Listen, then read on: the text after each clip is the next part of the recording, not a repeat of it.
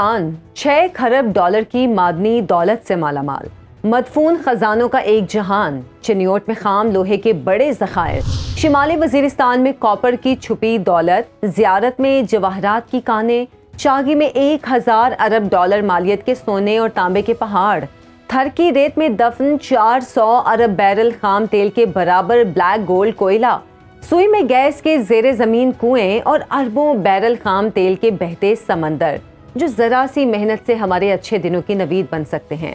हमें पसमानदा और गरीब कौम से ऊपर उठाकर तरक्की याफ्ता, खुशहाल और ताकतवर बना सकता है, हमारे कर्जे उतार सकता है, क्योंकि ज़रा नम हो ये मिट्टी तो बहुत ज़रख़ेज़ है साके। मैं हूँ आयशा जुल्फ़िकार और आप देख रहे हैं प्रोग्राम पासबान इस्लाम।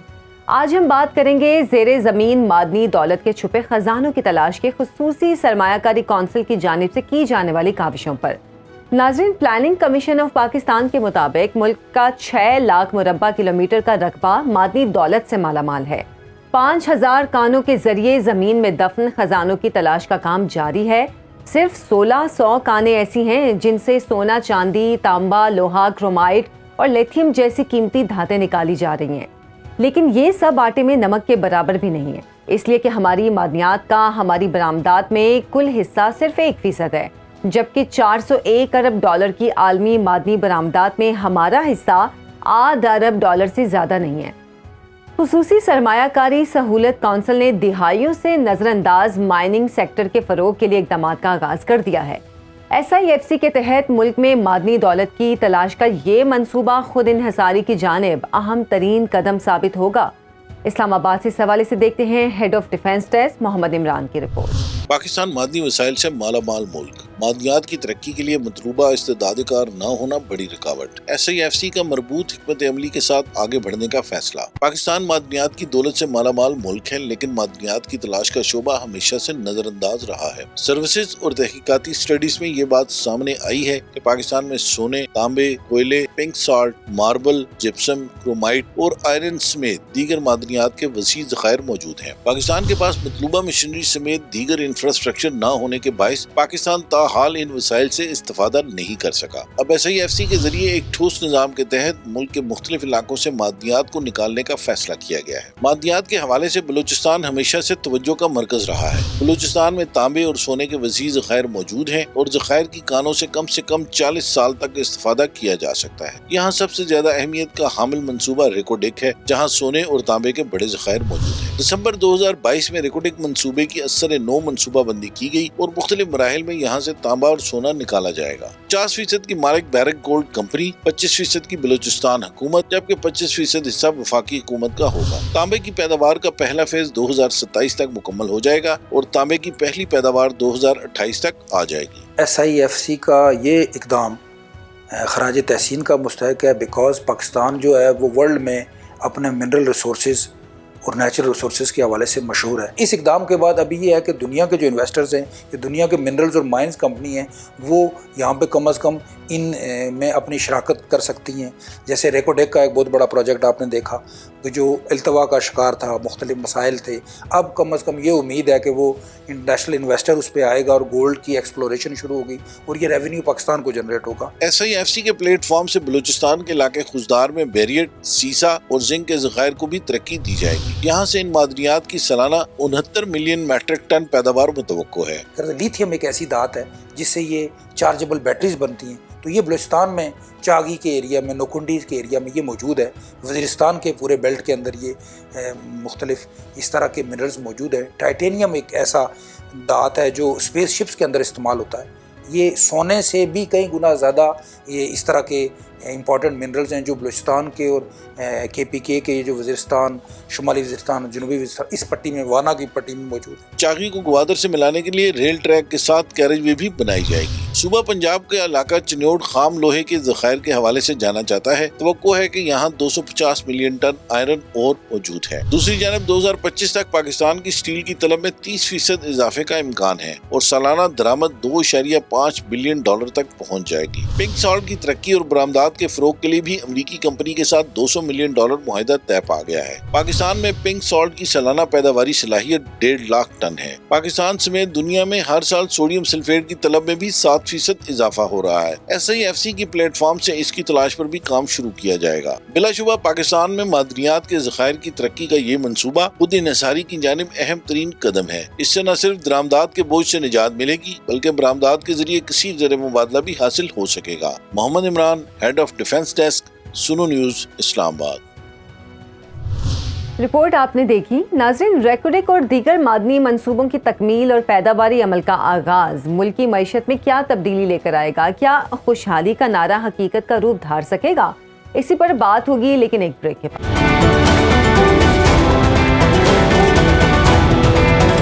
ویلکم بیک ناظرین۔ ریکوڈک کے منصوبے سے 2028 تا 2032 کے دوران 7,800 کلو سونا اور 19 کروڑ گرام تانبے کی سالانہ پیداوار کا تخمینہ لگایا گیا ہے۔ کیا یہ پیداواری تخمینہ حقیقت ہے یا صرف ایک سہانا خواب؟ دیگر منصوبوں میں پیش رفت سے کیا ہمارے بھاری بھرکم بیرونی قرضے اتارنے میں کوئی مدد مل سکے گی؟ اس پر ہم بات کریں گے۔ ہمارے ساتھ موجود ہیں ماہر معاشی امور عابد سلیری صاحب۔ سر، بہت شکریہ آپ کے وقت کا۔ SIFC کی نگرانی میں ریکوڈک منصوبے پر ابتدائی امکانی جائزے کا کام جاری ہے۔ سونے اور تانبے کے وسیع ترین ذخائر کی تلاش کے لیے آپ اس منصوبے کو کیسے دیکھتے ہیں؟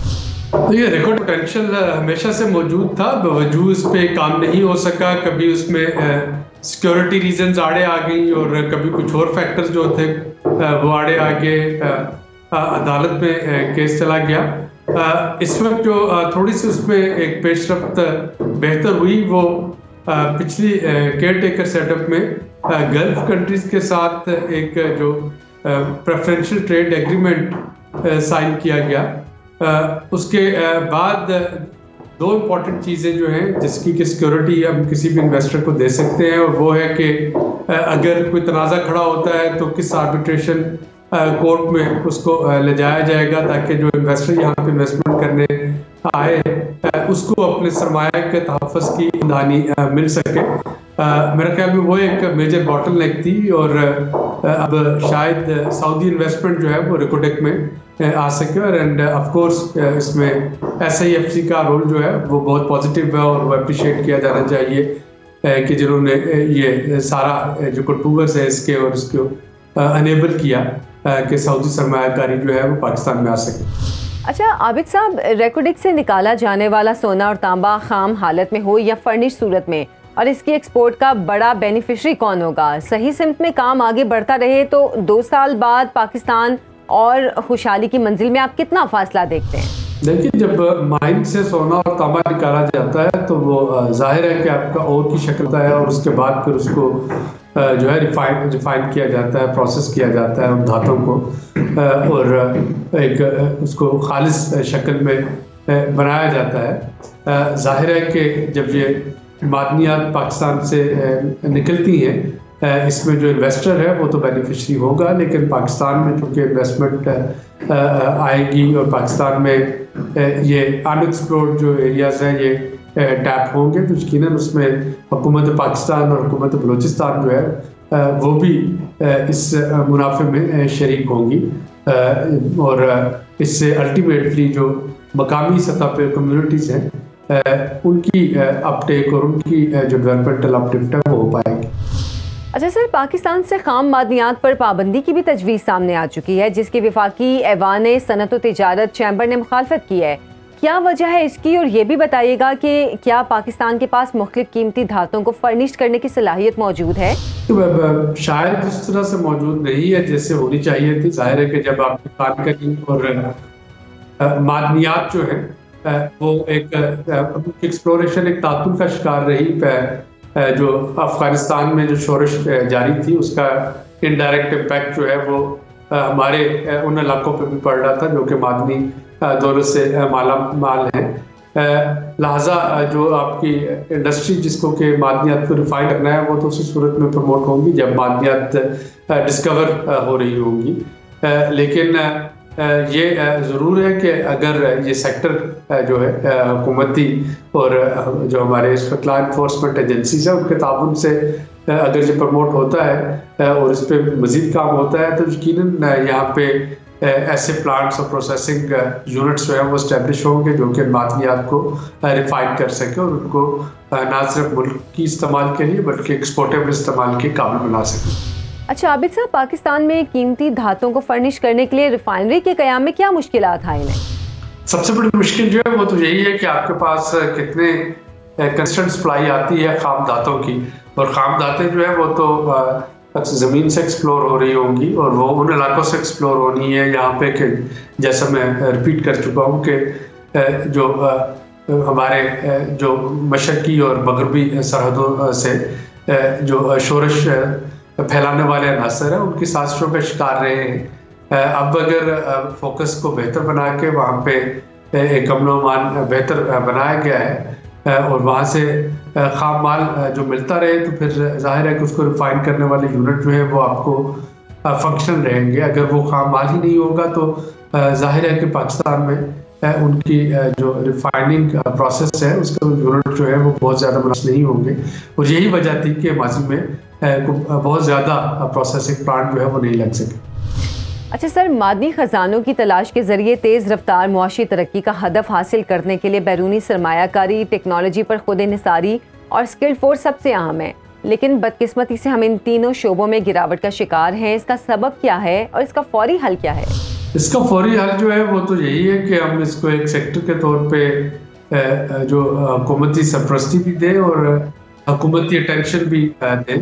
اگر ہم اپنے انویسٹرز کو یہ میسج دے سکتے ہیں کہ ہم ان کے لیے ایک محفوظ سرمایہ کاری کی فضا وہ قائم کر رہے ہیں، نہ صرف کنٹریکچوئل ارینجمنٹ کے لحاظ سے جو کہ ماضی میں کانٹریکٹ جو تھے وہ کورٹس میں جا کے چیلنج ہوتے رہے اور اس پہ اسٹے آتے رہے، تو اگر ہم ان کی سرمایہ کاری کو کنٹریکچوئل لحاظ سے اگر سلامتی کی ضمانت دے سکیں اور جو امن و امان کی صورتحال ہے اس کو بھی بہتر، جیسے کہ آج کل بلوچستان میں ہم دیکھ رہے ہیں کہ سچویشن کافی بہتر ہے ماضی کی نسبت، جو کہ ایک سوئسائڈ بمبلز کا گڑھ بن چکا تھا یہ ہمارے سرحدی علاقے، تو اگر یہاں پہ صورتحال اسی طرح سے ہم بہتری کی فضا دکھا سکتے ہیں تو کوئی وجہ نہیں کہ ہم اپنی معدنی دولت کو ایکسپلور نہ کر سکیں، لیکن اس کے لیے کنسسٹنٹ ریزارو جو ہے وہ بہت اہم ہے، اور مجھے یقین ہے کہ SIFC ایک پلیٹ فارم ہے جو کہ یہ ریزارو دے سکتا ہے۔ سر، 2019 سے 2021 تک پنجاب میں منرلز کی 60 نئی سائٹس بھی دریافت ہوئیں۔ کیا آج ہم ملنے والے معدنی ذخائر کو پنجاب کی ترقی کے لیے استعمال کرنے کی پوزیشن میں ہیں؟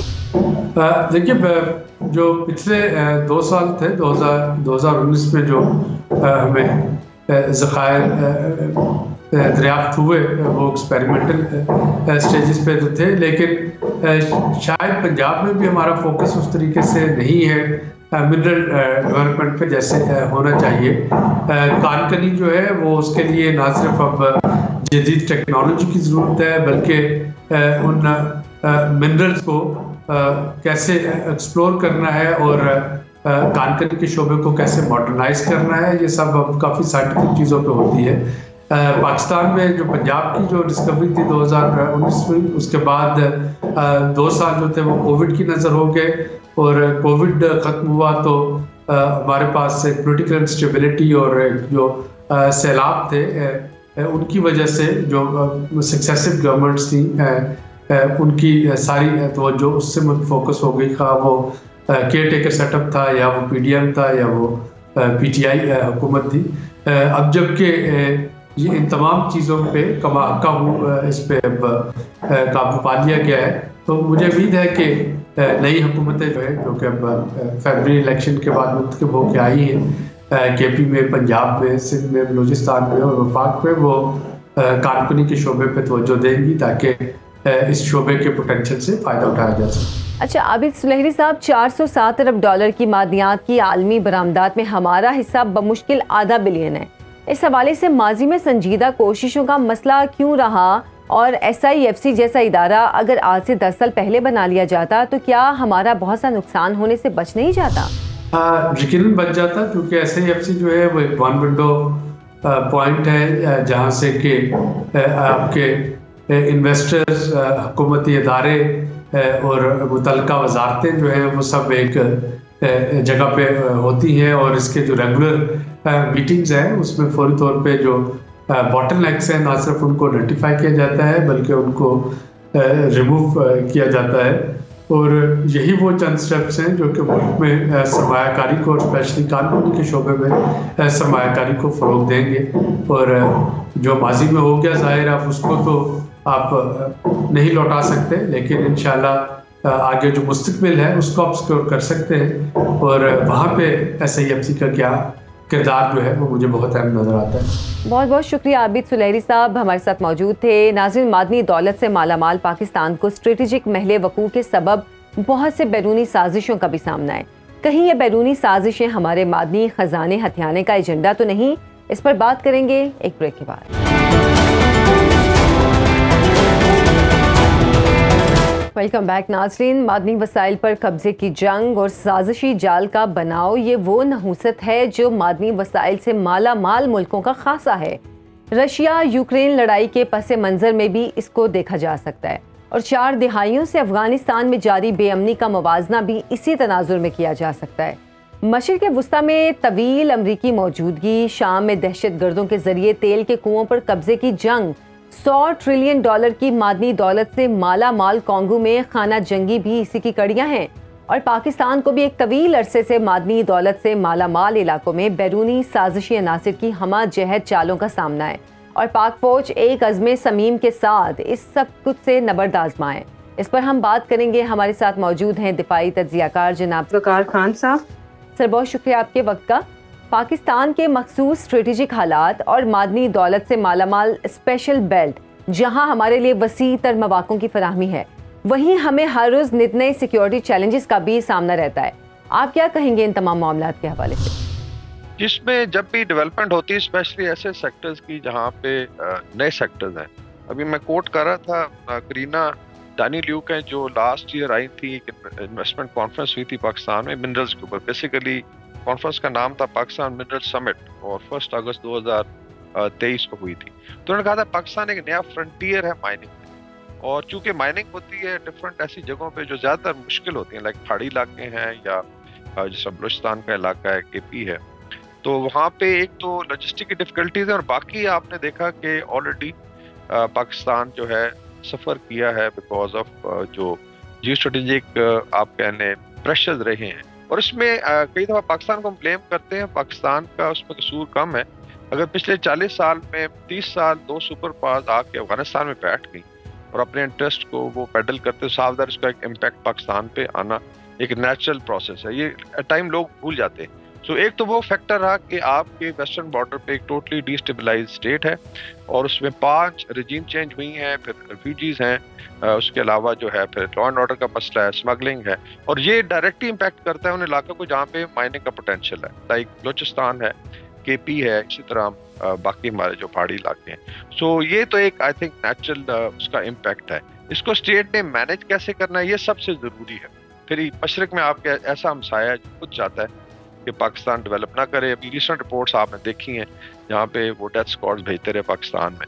سو اس کا مطلب ہے کہ آپ جو ہے ایک ڈیفیکلٹ جیو اسٹریٹجک پوزیشن میں، لیکن اسٹیٹس اس کو مینیج کرتی ہیں، اور اس میں پاکستان نے چیزوں کو سیکیور بھی کرنا ہے. دیٹس وائی CPEC کی پروٹیکشن ہے یا مائننگ کی پروٹیکشن ہے، اس کے لیے اسپیشل فورسز ہیں، تاکہ باہر سے جب انویسٹمنٹ آتی ہے تو اس کے بعد لوگ آسانی سے اور وداؤٹ اینی ہنڈرنس کام کر سکیں. جیسا ابھی چائنیز انجینئرز کو ٹارگٹ کیا گیا ہے، تو یہ ایک ہوسٹل ایجنسیز کا میسج ہے کہ یہاں پہ انویسٹمنٹ سیف نہیں ہے. لیکن پاکستان نے آگے بڑھنا ہے، اس پہ ہم مزید ڈیٹیل میں بات کریں گے کہ کس طریقے سے اسٹیٹس کو مینیج کرنا ہے. پاکستان میں اس حوالے سے کتنا پوٹینشیل موجود ہے، اور معدنی وسائل کے حوالے سے ہمارے امکانی جائزے حقیقت سے کتنا قریب ہیں؟ جی اس میں definitely there is a linkage, جیسا میں نے مینشن کیا. ابھی آپ پوٹینشیل پہ آ جائیں، پاکستان کا جو مائننگ پوٹینشیل ہے اس میں ریکارڈک بہت مشہور ہے بیکاز اس میں کاپر گولڈ کے ذخائر ہیں. اور میں بھی جو بیرک گولڈ کی ویب سائٹ دیکھ رہا تھا، جو سب سے بڑی ون آف لارجسٹ پلیئر ہے کاپر گولڈ میں، اور ان کی ویب سائٹ پہ آپ کو صرف ایک مائن کا ذکر نظر آتا ہے وہ ریکارڈ. اس کا مطلب اتنی امپورٹنٹ ہے فیوچر کے لیے، کیونکہ اس کی 40 سال سے زیادہ ایج ہے، اور یہ ابھی 1/10 آف دا بلاک ہے. ریکارڈک میں جو ان کے ساتھ کانٹیکٹ ہوا ہے وہ 1/10 حصہ ہے، اس کے اندر اور بے شمار بلاکس ہیں، اور اس کا پوٹینشیل جو ہے 500 ارب سے $1 خرب تک ہے. سو اٹ مینس کہ ان کی بھی اس میں لیٹس سے اسٹیک ہے. ابھی جو فیصلہ ہوا اس کے اندر now they going to come, और 2000 आई थिंक 27-28 से प्रोडक्शन भी इंशाल्लाह शुरू हो जानी है, इट मीन कि पाकिस्तान एक मेजर प्लेयर बन जाएगा। लेकिन चूंकि डेवलपमेंट नहीं है, कैपेसिटी बिल्डिंग नहीं है, और इसके अंदर ह्यूमन रिसोर्स भी है, टेक्नोलॉजी भी है, इसलिए हमें इन्हिसार करना पड़ता है जो ताकि डायरेक्ट इन्वेस्टमेंट भी आए और जो एक्सपर्टीज है जिन कंपनी के साथ वो आए। अच्छा, बाकी जो भी आप अगर पोटेंशियल देखें इसमें यू हैव मार्बल, ग्रेनाइट है, कोल है, और ये बड़े ज़खायर हैं। ऐसा नहीं है कि लाइक जो थर कोल है इसको कहते हैं कि पूरे साउथ एशिया को अगले 100 साल तक एनर्जी फ्राहम कर सकता है। क्रोमाइट है, जिप्सम है, कॉपर गोल्ड की बात होगी है, लेड जिंक, फिर गैस है, ऑयल एंड गैस का बहुत ज्यादा पोटेंशियल। अभी शेल गैस अगर देखें जो बहुत नीचे गहराई में होती है, जो 4-5 किलोमीटर के बाद मिलती है, उसमें almost half of Pakistan float कर रहा है उसको। तो अगर आप मैप देखें शेल गैस का, तो पाकिस्तान बड़े प्लेयर्स में से है, लेकिन वही है शायद टेक्नोलॉजी इस वक्त नहीं है, लेकिन फ्यूचर में आपके आ जाएगी। तो साफ ज़ाहिर अगर इतना पोटेंशियल है जिसमें पाकिस्तान जो है ना सिर्फ अपने अवाम की बल्कि इस रीजन की किस्मत को बदल सकता है, तो जो होस्टाइल पावर्स हैं, जो आपके दुश्मन ममालिक हैं, वो कोशिश करेंगे कि इसको सबटाज किया जाए, इसको डिले किया जाए, फिर अवाम में एक डिस्पोटेंसी फैले, और अनफॉर्चुनेटली फिर पॉलिटिकल डिबेट आपने देखा है अभी मीडिया पे क्या होता है। प्राइम टाइम में 90% टाइम हम आपस में लगे हुए हैं, कौन अंदर चला गया, कौन बाहर आ गया, खत आ गया, खत फलानी ब्लड से जजेस को चला गया। Look at the issue that we are discussing, where as Pakistan की डेवलपमेंट, रे ऑफ होप की बात होनी चाहिए, और पाकिस्तान के फ्यूचर की बात होनी चाहिए। सो ऑल टोल्ड इंशाल्लाह we are moving in correct direction. पाक फौज SIFC का बुनियादी जुज़्व है और मादी वसाइल की तलाश के मंसूबों को बैरूनी साजिशों से बचाना और गैर मुल्की अमले की दहशत गर्दों से हिफाजत के हवाले से फौज की जिम्मेदारी भी डबल हो जाती है। क्या इस हवाले से CPAC की तर्ज पर कोई अलहदा से निज़ाम की तश्कील का मंसूबा भी ज़ेर गौर है? जी, आपने देखा जिस तरह कोविड की मैं मिसाल देता हूँ, जब कोविड आया तो डिस्पाइट कि हमारा एक हेल्थ सेक्टर है, इसमें फेडरल गवर्नमेंट भी है, सूबे हैं, लेकिन एक सेंट्रल ऑर्गेनाइजेशन नहीं थी जो इस क्राइसिस को मैनेज, बिकॉज पेंडेमिक था। तो आपने देखा कि एक स्पेशल ऑर्गेनाइजेशन क्रिएट की गई जिसमें डेफिनेटली पॉलिटिकल गवर्नमेंट भी थी, लेकिन साथ मिलिट्री ने हेल्प की। अच्छा, मिलिट्री क्यों आती है इन चीज़ों में? I think we should understand it. अगर मिलिट्री में एक कैपेसिटी है कि वो अपने जो बाकी फ़राइज़ हैं उनको सर अंजाम दे के बीइंग एन ऑर्गेनाइज्ड फोर्स वो इकोनॉमी को हेल्प कर सकती है, तो इसमें मेरा ख्याल कोई किसी को इतराज़ नहीं होना चाहिए। बिकॉज इंडोनेशिया ने ये करके दिखाया। इंडोनेशिया में आई थिंक प्रोविंस लेवल तक जो उनके लेट से कोर्स थी या डिवीजन से उनको जिम्मेदारी दी कि आप बिल्डअप करें, बिकॉज थ्रेट जो है वो भी था, लेकिन साथ साथ उन्होंने डेवलपमेंट में हिस्सा दिया। अभी इसी तरीके से अगर आप देखें लास्ट 2 ईयर्स में जो पाकिस्तान की इकोनॉमी में बड़े क्वेश्चन आए कि खुदा न खास्ता श्रीलंका की तरह डिफॉल्ट कर जाएगा।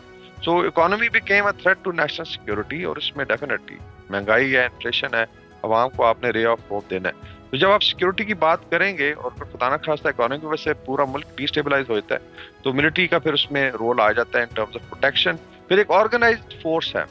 फर्ज करें आप रेकोटिक की बात कर लें या CPAC जो गुजरता है आपके दूर दराज इलाकों में, specially waste of Indus river, तो वहाँ पे जो कैपेसिटी है, चाहे KP गवर्नमेंट है चाहे बलूचिस्तान गवर्नमेंट है, वो एक तो कैपेसिटी बिल्डिंग करनी है, दूसरा आपने स्पेशल फोर्सेज लाइक CPAC के लिए आपकी स्पेशल फोर्सेज हैं जो ऊपर से लेके कराची तक उनकी जिम्मेदारी है, ग्वादर तक उसको प्रोटेक्ट करें। तो वो माइनिंग का भी इसी तरीके से बाहर से कमी आती है, और बैरिकोड शायद $7 अरब की इन्वेस्टमेंट करेगी ताकि एक किक स्टार्ट हो प्रोसेस। तो उनके लोगों ने आना है, इंजीनियर्स ने आना है, तो आपने सावधान इसको प्रोटेक्शन देनी। ये नहीं हो सकता कि वो इंजीनियर जो है वो एक डर और खौफ की फिजा में काम करें। तो फौज का आई थिंक उससे रोल बनता है। इसी तरह डिजास्टर्स आप देख लें जब भी आते हैं, या ऑर्गेनाइजेशन लाइक NDMA है और PDMA है, उसको स्ट्रक्चरिंग में नेशनल डिफेंस यूनिवर्सिटी ने कॉन्सेप्शलाइज करने में किरदार अदा किया। अभी उनको कैपेसिटी बिल्डिंग में फौज हेल्प करती है, लेकिन अल्टीमेटली हमने देखना है कि हमारे जो सिविल इंस्टीट्यूशंस हैं, इदारे हैं, ऑर्गेनाइजेशन है, वो इतनी स्ट्रांग हो कि फौज जो है वो उसकी जरूरत ना पड़े। लेकिन till that time I think army का एक रोल रहेगा।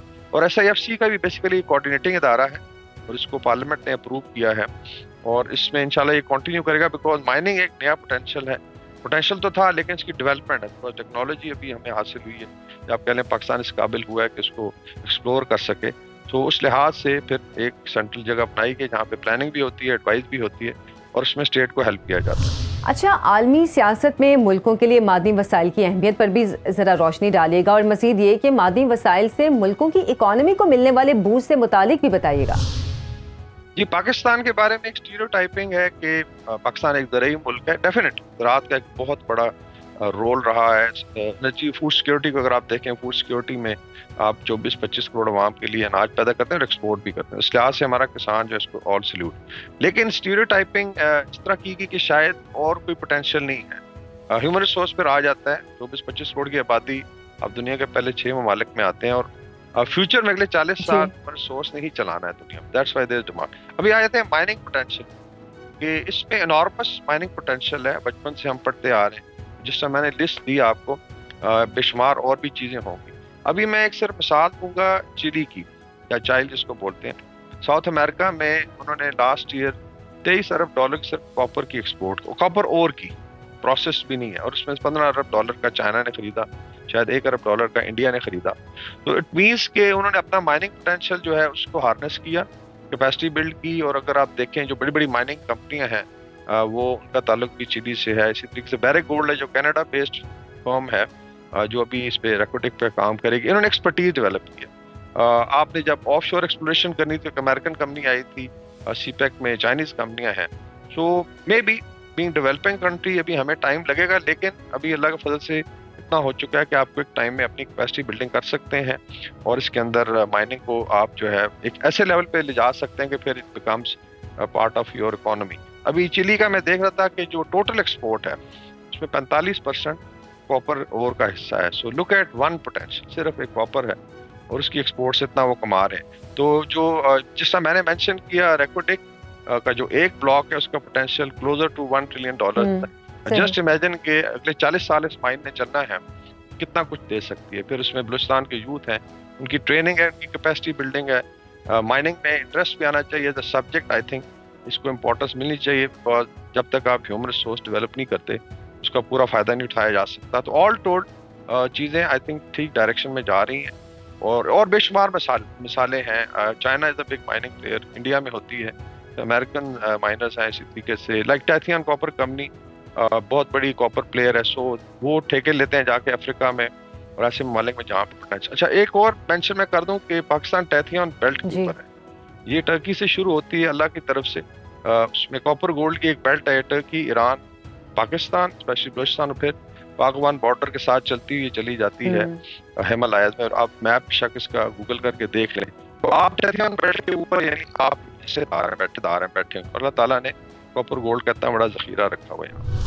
اچھا سر, ماضی میں پالیسیز کے عدم تسلسل اور منصوبوں میں عدالتی مداخلت نے ہماری معدنی وسائل کی تلاش کے ہدف کو ہم سے بہت دور کر دیا ہے. پالیسیز میں تسلسل کے ذریعے سرمایہ داروں کا اعتماد بحال کرنے کے لیے ہمیں فوری طور پر کیا کرنا ہوگا؟ جی آئی تھنک آپ نے صحیح پوائنٹ آؤٹ کیا. ایون اگر ریکوٹک کا کیس دیکھیں اور اگر وہ پروسیس چلتا رہتا تو شاید آج آپ پروڈکشن فیز میں ہوتے. انفارچونیٹلی لوگوں نے اس کو پروپوگیٹ کیا. پھر آپ کو پتہ ہے جس طریقے سے یہ کیس سپریم کورٹ میں گیا, اس وقت کے جو چیف جسٹس انہوں نے ایک ڈیسیژن لیا, اور آپ نے بیسیکلی وائلیٹ کیا انٹرنیشنل جو رولز ریگولیشن ہیں, لاز ہیں, وہ کم نہیں چلی گی. انٹرنیشنل جو کورٹس ہیں, آربیٹریشن کورٹس ہیں, اور آپ کو بہت زیادہ نقصان, I think closer to $9 billion تک آپ پہ فائن ہونا تھا.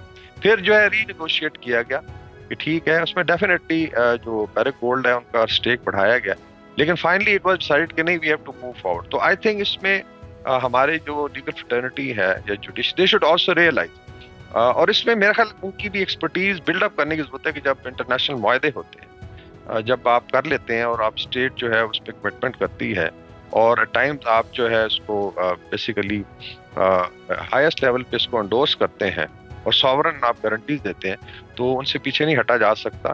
یس, جب معاہدے کر رہے ہیں اس کے اندر پلاننگ میں آپ اچھے ایکسپرٹس بٹھائیں اور اس میں جو ہے پاکستان کا انٹرسٹ دیکھیں. تو یہ ایک بہت بڑا لیسن ہے, آئی تھنک جوڈیشری نے بھی سیکھا ہے اس سے, تو چیزیں انشاءاللہ آگے بہتر ہوں گی, اور اسی وجہ سے پھر یہ ڈیلیز آتے ہیں. باقی جو آئی تھنک SIFC کا قیام ہے, اس کا بھی مقصد یہی ہے کہ ارسپیکٹو آف, چاہے وہ فلی فنکشنل گورنمنٹ ہے, چاہے وہ انٹرم گورنمنٹ ہے, چاہے وہ نیکسٹ پارٹی آ جاتی ہے, یہ انشاءاللہ کنٹینیو کرے گا. اور یہ آئی تھنک لائک ایجپٹ میں آپ دیکھ لیں, انڈونیشیا میں اس طریقے سے آرگنائزیشن ہیں جو کنسسٹنٹلی ڈیولپمنٹ کو لے کے چلتی ہیں, اور یہ بڑا ضروری ہے. ایون اگر آپ مڈل ایسٹ کا ماڈل دیکھ لیں, کنسسٹنسی ہے. چائنا کی ڈیولپمنٹ دیکھ لیں, ایک پالیسی ہے. باقی ٹھیک ہے, سیاست اپنی جگہ, لیکن جو ملک کے انٹرسٹ میں, مفاد میں پالیسیز ہیں وہ کنٹینیو کریں گی. سو میرے خیال میں ہماری ہائرارکی نے, پولیٹیکو ملٹری لیڈرشپ نے, جوڈیشری نے بھی سیکھا ہے, بیوروکریسی نے بھی سیکھا ہے کہ ہم نے پاکستان کو آگے لے کے چلنا ہے. تو ان چیزوں سے ہمیں آئی وڈ سے گریز کرنا ہوگا. اچھا سر، بلا شبہ معدنی وسائل کی موجودگی ترقی پذیر ملکوں میں بیڈ گورننس اور بے امنی جیسے معاملات کی نحوست بھی ساتھ لاتی ہے. اس سب سے بچنے کے لیے پاکستان کی ترجیحات واضح کیجیے گا. جی، اس میں آئی تھنک جس طرح کی بات ہوئی کہ مین یہ ہے کہ should be consistency of policy اور پرائرٹیز آپ کر لیں. ہر ملک نے اپنا جو ہے پوٹینشیل، جو میں صرف چلی کی مثال دی کہ انہوں نے دیکھا کہ ہمارا مائننگ پوٹینشیل شاید 50 سال پہلے انہوں نے ڈیسیژن لے لیا یا شاید میں بھی اس سے زیادہ کہ جی ہم نے اس کو ڈیولپ کرنا. سو ایس آئی ایف سی کے بھی اگر آپ دیکھیں 5-6 شعبے جو ہیں وہ ہیں جو جس میں پاکستان کا نارمس پوٹینشیل ہے. زراعت جو ہم نے آلریڈی ذکر کیا، لیکن ہم اس کو ماڈرنائز کرنا ہے. پھر آپ کی مائننگ اینڈ منرلز آ جاتی ہیں. ڈیفینس پروڈکشن ہے. آپ نے دیکھا کہ ابھی ہمارے کچھ دوست ممالک ساتھ معاہدے اور بلینز آف ڈالر کے معاہدے جس میں ایئر کرافٹ آپ ایکسپورٹ کریں گے. اسی طریقے سے پھر آپ کی انفارمیشن ٹیکنالوجی آ جاتی ہے اینڈ دین انرجی ہے. آئی تھنک یہ بڑے بڑے جو سیکٹر ہیں اور اس میں اللہ تعالیٰ نے آپ کو اتنا پوٹینشیل دیا ہے کہ آپ نے اس کو لے کے چلنا ہے.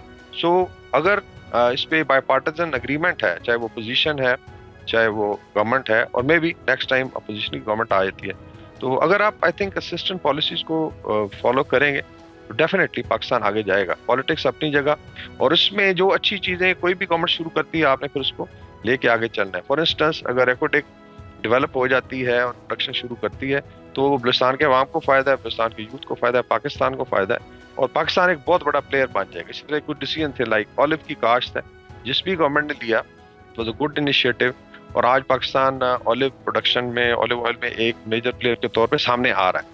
اور 10 ایئر ڈاؤن دا لائن شاید پاکستان ایک بہت بڑا پلیئر بن جائے گا. یہ فرسٹ ٹائم ہوا کہ آپ نے ایک ایسی ایگریکلچر میں ایک ایسی انوویشن لائے جس سے آپ فائدہ اٹھا سکتے ہیں. تو اس میں اللہ تعالیٰ نے اتنا کچھ رکھا ہوا ہے، ہیومن ریسورس آپ کے پاس ہے. تو میرے خیال میں کوئی گنجائش نہیں ہے کہ جو پالیسیز پاکستان کو فیور کریں ان میں کوئی زیادہ رد و بدل کیا جائے. بہت شکریہ وقار خان صاحب ہمارے ساتھ موجود تھے. ناظرین، ملکوں کی ترقی کے اشاریے قرضے کی معیشتوں سے اوپر نہیں جاتے. مواقع کی تلاش اور ہمت مرداں ہمیشہ خوشحال معیشتوں اور تہذیبی معاشرت کی بنیاد بنتی ہے. معدنی وسائل کی دولت سے پاکستان کو مالا مال کرنا ہے تو پہلے بحیثیت قوم ہمیں قابل بننا ہوگا. گورننس کا نظام بہتر کرنا ہوگا. سیاست کو اخلاق اور مفاہمت کا جامہ پہنانا ہوگا. سماجی بے تدبیری کا خاتمہ کر کے تعلیم کے یکساں مواقعوں کی فراہمی کو ترجیح بنانا ہوگا. اگر ایسا کر سکے تو ہی ہم زندہ و بیدار قوموں کی فہرست میں جگہ بنا پائیں گے، ورنہ غفلت کے ماروں کا آخری مقام تاریخ کا کوڑا دان ہی رہ جاتا ہے. آپ کا بہت بہت شکریہ. اجازت دیجیے. اللہ حافظ.